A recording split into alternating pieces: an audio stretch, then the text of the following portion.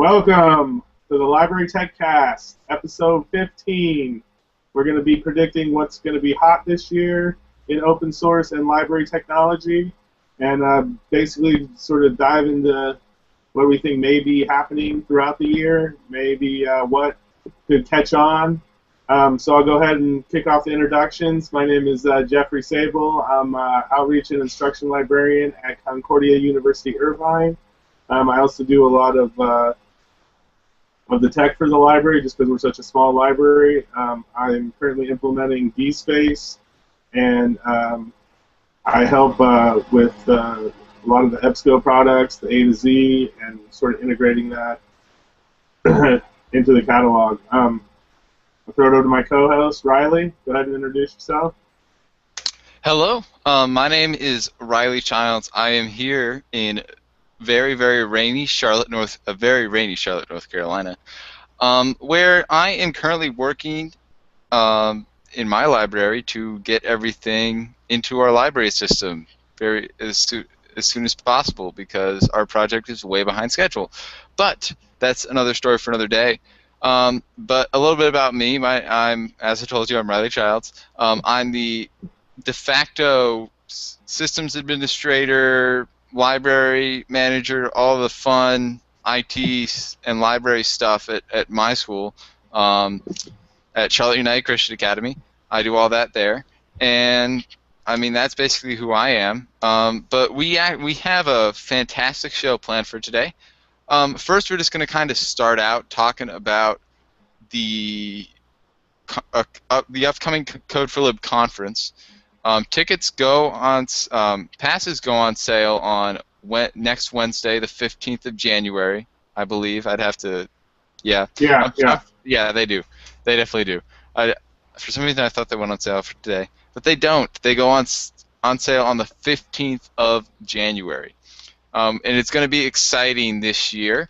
Let me pull up my notes. Some of the topics that are going to be going on, and they also have a ton of, in my opinion, very interesting pre-conferences. Yeah, the one for Archive Space looks pretty cool. Yeah. It's hiding. Oh no. I had it linked. I have to log in to view them. Shoot. Not cool. Okay. But yeah, they have some very interesting stuff. A lot of integration stuff. Oh, here we go. Let's see.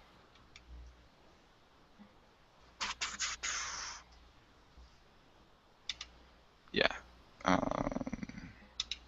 But yes. Oh, here we go. There they are. Sorry about that. There's some stuff about integrating ebook viewers, information about Fedora. There's just a whole bunch of really interesting stuff that if you're in the library space, some of this stuff doesn't have specifically library names, but the content is going to be very focused towards the library space. And the only one that one of the ones that I am incredibly interested in is this one where it disappeared from me. It's about Solr, and it's about integrating search awesome sauce with that sort of stuff. And it was sitting right in front of me, and it disappeared. But it looks really interesting. You should definitely check it out if you are not already a member of the Code for Lib mailing list, which is the best mailing list on the internet, in my opinion. Just hit up codeforlib.org. Check that out there. And check out the conference. It's in Raleigh, North Carolina. The best capital in the entire country. But yeah, just kind of go to codeforlib.org, check it out. Even if you're not going to the conference, the Code for Lib mailing list is filled with fantastically smart people who know what they're talking about and are there if you have questions or just about anything, that sort of stuff. But yeah, so we spent a little bit of time on that. Let's move on. Do you have anything on that, Jeff? No, just that, if you're interested in anything library technology related, go, get on that listserv. Even if you're not really technologically savvy, it really is informative to keep abreast of what's happening in the world of library technology. Yeah, it's been rather quiet this week for some reason. Yeah, I think some people are still out. A lot of universities don't start up till like Ye- another week or two. Yeah, I know. The planning lists have been a buzz though, it for everything. Code, but I mean, great place. Code for Lib. Check it out. Let's make it happen now. Now, our predictions for the year. It's been an exciting 2013, but I am looking even more towards the year 2014 when it is entirely possible this guy, well, maybe not necessarily the Kindle, but the books that are contained on the Kindle, ebooks, will become more of a commonplace in libraries with the ability making it easier to access them and making it open source rather than just having the single overdrive overlord per se.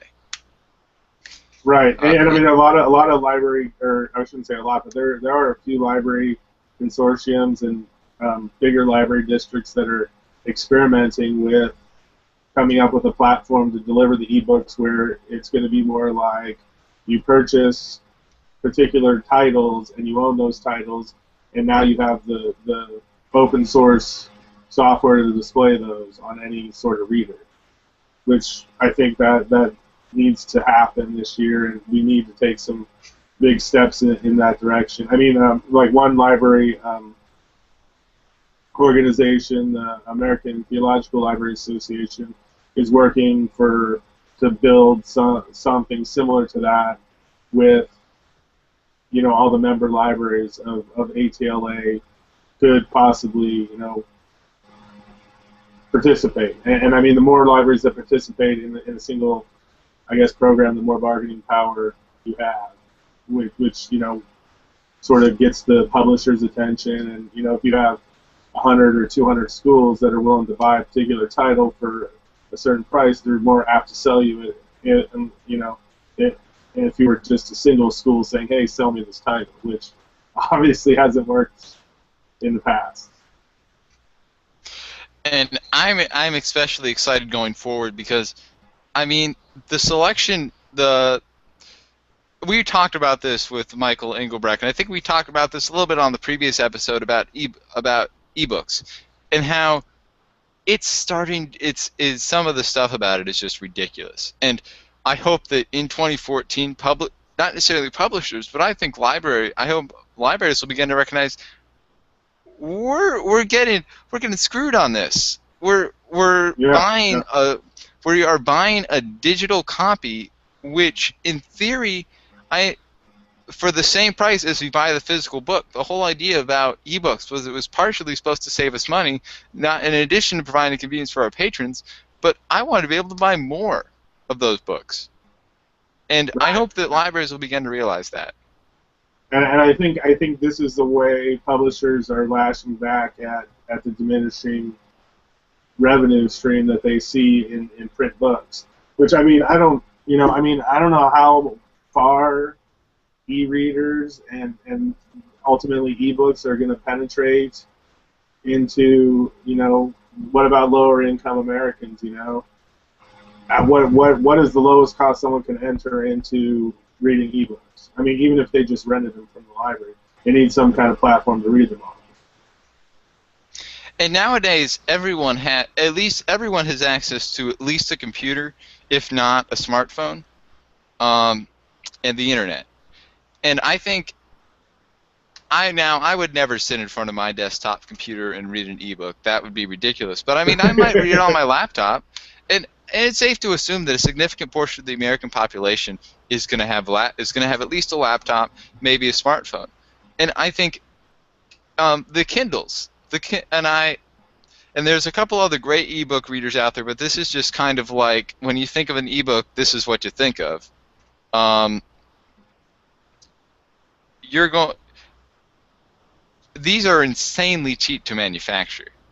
I mean, I think Amazon selling these for break even. I think these cost $100 to manufacture, like everything included, parts, R&D, all that good stuff there. So I can easily see as the year progresses, and as maybe not necessarily this year, maybe not next year, but down the road, I can see this being a $20 thing you might buy at the checkout in the checkout line at Walgreens. Well, see, I mean, once it gets that low, I think you're going to have, at least in America, you're going to have 100% penetration. I mean, the barrier of $20, it's in relation, you could buy one book for that. So you figure, invest in this, and now you have access to, you know, lots of books from your public library for free, as well as other books you can buy. But I mean, there's still some. I mean, I talked to some teachers that are in our MAED program where they say, besides school or the public library, 95% of their students don't have access to the internet from home. And I mean, that's a reality in some, lower income communities where the only access to the internet they have is through either through school or the public library. I'm wondering how many. I know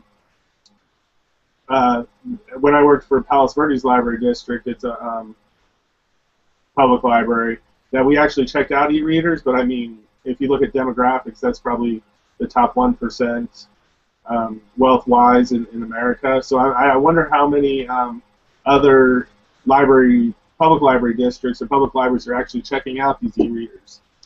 I know for a short period of time there were I think there are a lot that still actually do it. Is they'll lend you a Kindle, and it will be preloaded. Right. Yeah, and it will be, and I can't speak to whether or not it had non-public domain books on it, but I believe that it at least was loaded with like 100 public domain books, and then it had so many other books that they had gotten in a partnership with publishers. Right, and I mean, in my LA Public Library, you could check out thousands and thousands of ebooks. All you need is the reader. And I mean, I think once you sign in, you should be able to have access to any public library, downloads where it checks out for 2 weeks or whatever. But I'm just saying that barrier for some people, just $100 extra is not a reality for them to spend on e-reader when they could still go to the public library and check out a book. And I mean, books are becoming cheaper and cheaper. Used bookstores, they're all over the place now, and it's like 50 cents a book. Do you figure you could buy 200 books for the price of a $100 e-reader? Yeah, and that's actually an unfortunate reality. But I mean, the other thing that it might be interesting to see is maybe at some point public libraries, unfortunately as it is now, most of them, if not all of them, are strapped for cash, and that's just an unfortunate reality. But that's not going to change in the future either. There's not going to be some miracle that happens where years and years of budget cuts and resistance to more funding from taxpayers, they're not going to somehow come around and say, oh well, let's just start upping the taxes for public libraries. Yeah. And I mean, that's just an unfortunate fact. But I mean, it's entirely that I think that as time progresses, I would like to see some kind of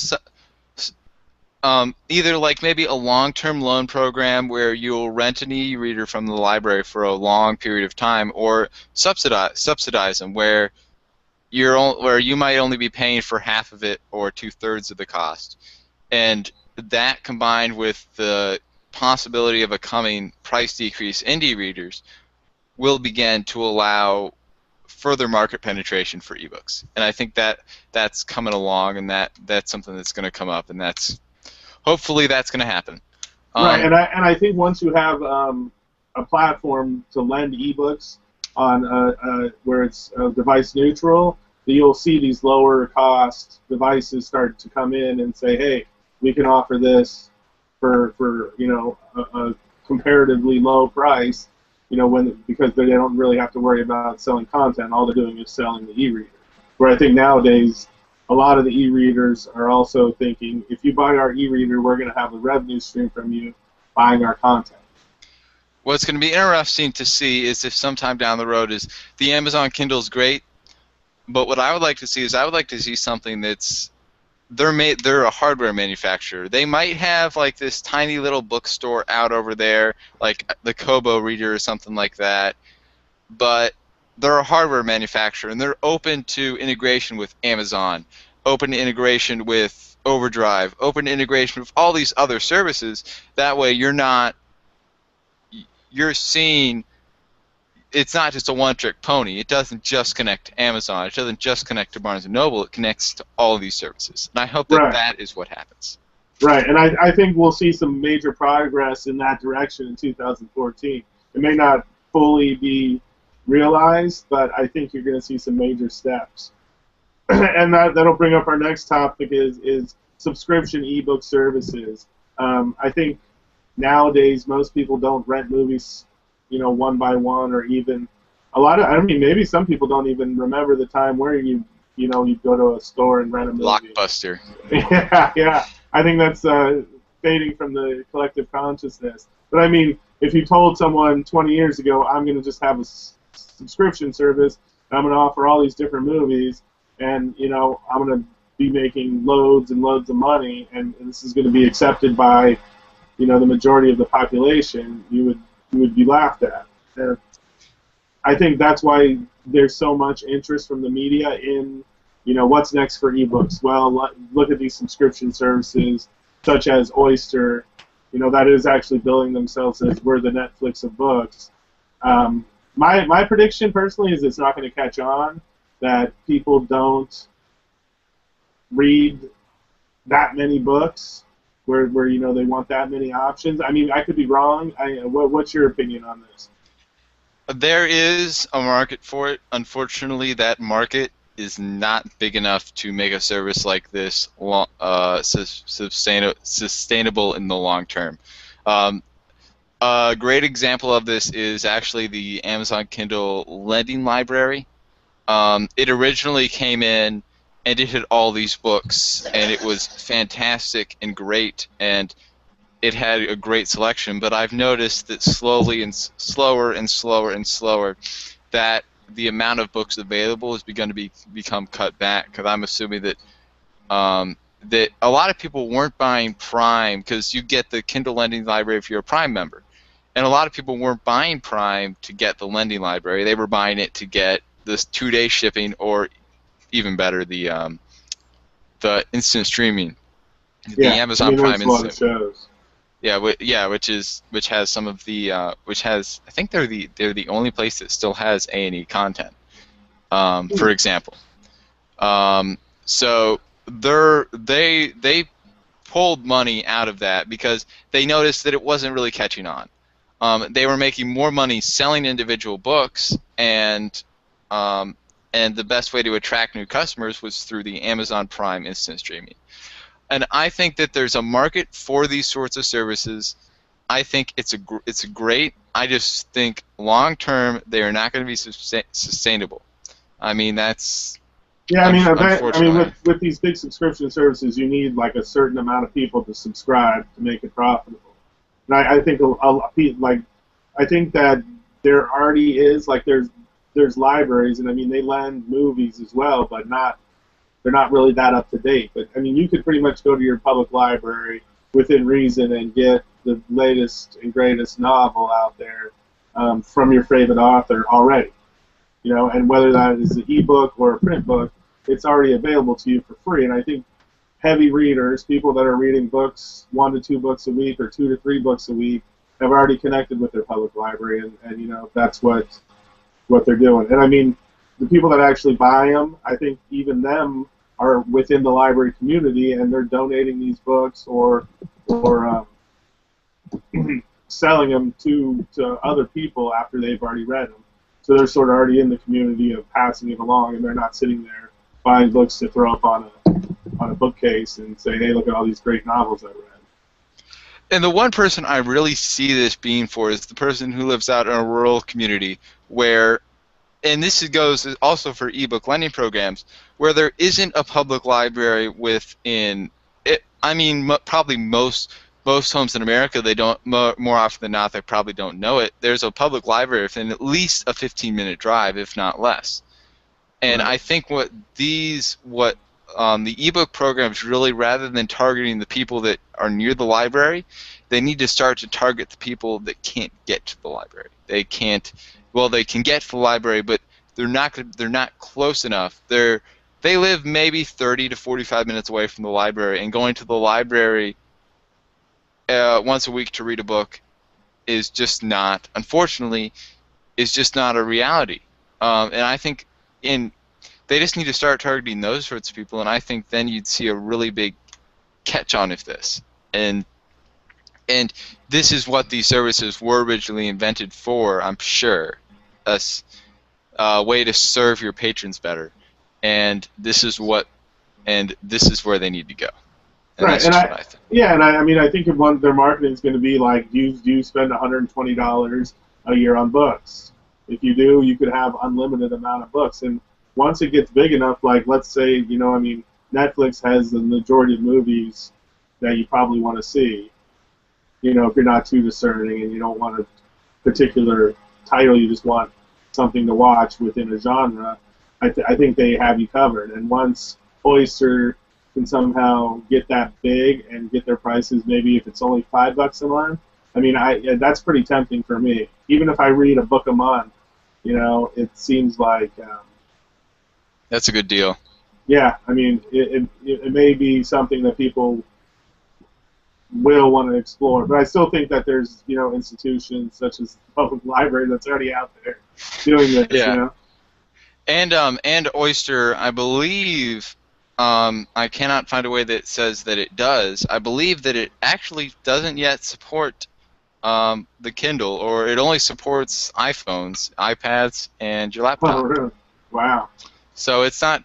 So I think if they can overcome the barrier of the barrier of having enough people, A, and B, the device barrier, being able to be available on the Kindle, whether that's through some kind of hack or whatnot.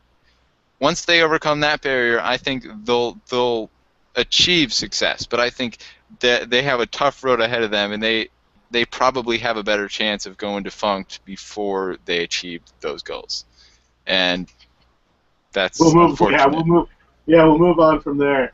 How about open source ILS software? Where do you see that going for 2014? I mean, for me, I would say more adoption. The more it gets out there, the more people actually realize what's going on, I think, and how good it's become, and how well you can integrate it into everything else. I think that it's going to be a real player in 2014. I think it's going to wind up being just like anything else. It's going to slow. It's going to slow, but at this point, the differences between an open source ILS and a closed source or proprietary ILS, they're minuscule. And it's simply a matter of sitting down and saying, this is what this one offers. These features have this. It has this API. It has X. It has Y. I can integrate this to better serve my patrons. How is this going to better serve my demographics? And I think there are proprietary solutions out there that offer great alternatives. My choice would always be of open source, but I mean, like Michael Engelbright said, who was on my last podcast, who was with us a couple episodes ago. He said there isn't any reason to upgrade your ILS just because you want it to be shiny new, unless it is not providing you what you need. And I think we're going to slowly start to see adoption move towards moving towards the open source ILS is always going to be more open. It's always going to offer more API access, and it's always going to have a better community surrounding it because people will be able to openly develop stuff for it. And I think we're going to. I mean, also I have to interrupt you here, but I think another consideration really has to be cost too, because I mean the cost of some of these, and once there's services like these companies that implement and even host open source ILSs. Their pricing scheme is so much different than a commercial ILS. And I mean, when you look at your budget problems and you're saying, should I buy more books or should I get a comparative open source ILS and save the money there, I think it's going to really, for a major university, I don't think it's going to matter. They may want to go with the best option or or the option that most of the librarians prefer, regardless of cost. But when you get into these smaller libraries, where the ILS is a substantial cost of the budget, and I'm talking like maybe 20%, even more in some libraries, saving that money is really going to benefit the patron. You know, whoever they're serving is going to benefit from that price savings. And I think now that it's so close to the commercial ILSs in terms of features, like you said, APIs, all that sort of thing, where the newer librarians who are comfortable with technology are going to look at it and say, this is worth it now. And the development just keeps getting better and better. Yeah, and I think we're going to slowly move towards a more open source ILSs, but I think those proprietary solutions are still going to be there because, you know, they have their benefits over the open source counterparts, and it's not necessarily open source versus proprietary. It is literal application benefits versus APIs and all that stuff and integration.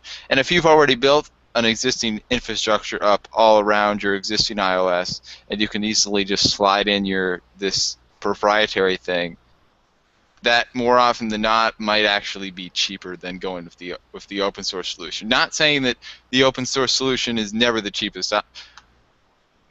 What I'm trying to say is that if you've already built up an infrastructure around your ILS and it's proprietary one, when you choose to go and you choose to upgrade it, more often than not, it's going to be easier just to slide in the next next version of it.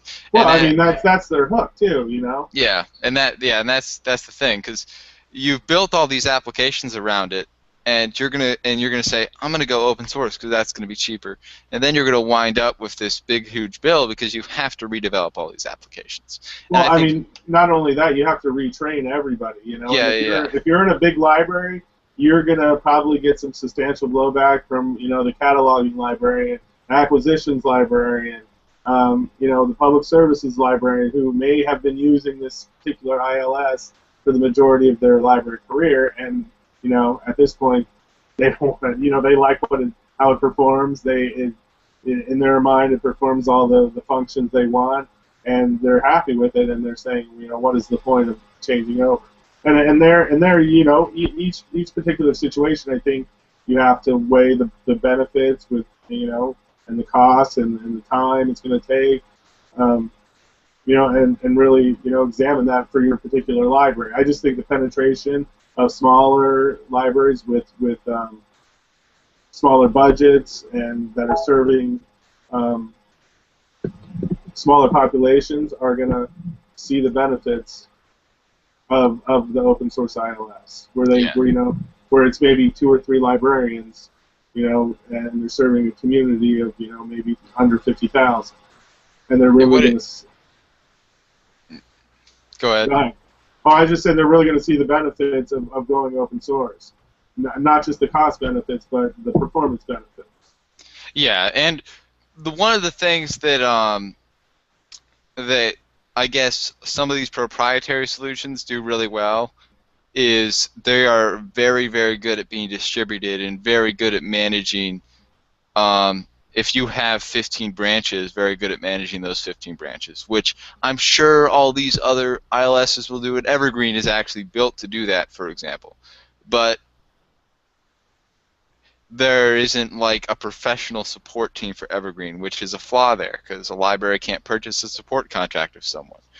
But what's slowly gonna happen is this is at least what I think will slowly happen is we're slowly gonna edge towards a time when open source ILSs are at the front and center, and there's these proprietary solutions off to the side for those people who need the features that are provided by those or who already or are going to continue support from them.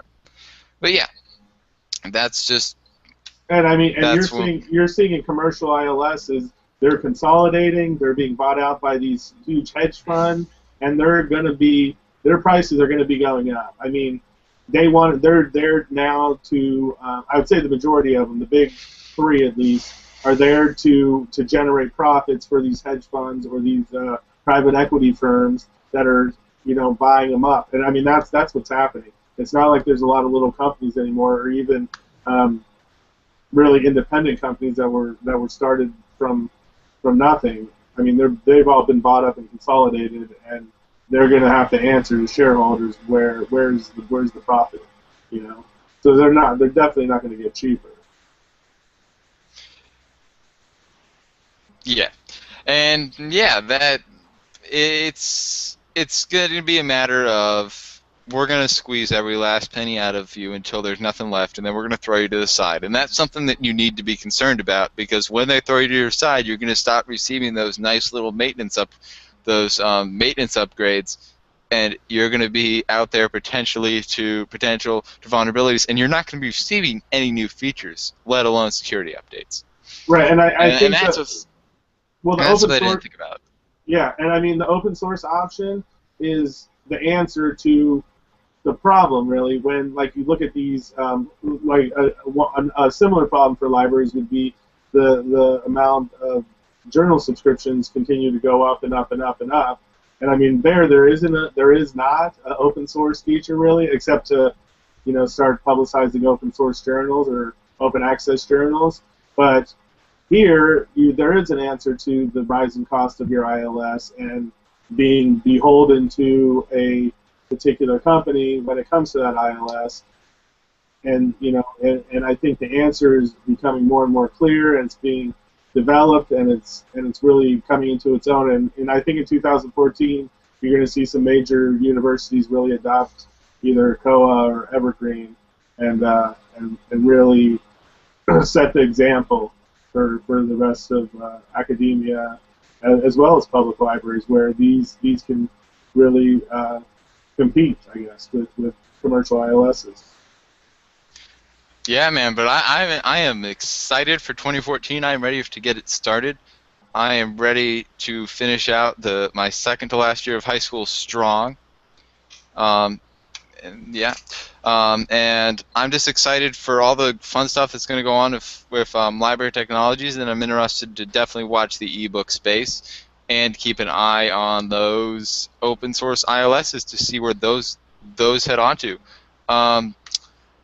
And next week, we are actually going to have David Singleton, who was supposed to be on this week, but had a matter that he had to attend to, so he's going to be on next week, and he's going to be speaking about something that the public library down here just bought, which bought a subscription to, which is called Treehouse.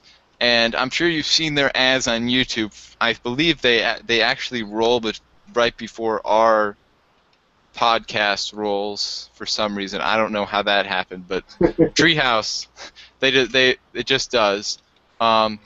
But they got some really interesting programming stuff, and it's basically we'll teach you how to program web languages, and I'm really interested to hear about that next week. So you can check that out next week here with David Singleton, and we're also going to have Natalie Binder on next week of the hashtag LibChat. Every Wednesday night. Every Wednesday night at 8 p.m. Eastern Standard Time. She gets on there. Great person, great questions. It's not necessarily targeted towards library technologies, but it has a very definite technological influence with it.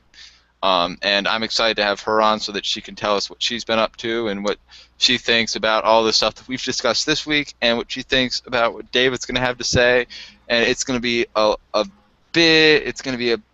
lot of fun next week, so I'm looking forward to that. You can find that same at librarytechcast.com/live on next Friday at 6:30 p.m. Eastern Standard Time. And I guess just follow us everywhere. We're on Facebook, which facebook.com/librarytechcast. Find us on Twitter. We're at librarytechcast. Trying to think where else we are. We are on iTunes, and I promise I'm going to have video versions. I'm going to add all the video versions up to iTunes ASAP. You could find those links on our homepage, librarytechcast.com, in the sidebar. Find under subscribe. We're on Stitcher Radio, We're on YouTube, of course. And I just hope that y'all have a great week. And for the Library Tech Cast, and wait, oh yeah, and where can you find me? You can find me at rileychilds.net. And for the Library Tech Cast, I'm Riley Childs. And where can we find Jeff? I'm at LA Library Man on Twitter, and you know, see me on the show every week. Everybody have a great week, and we'll see you next Friday at 6:30 p.m. Eastern.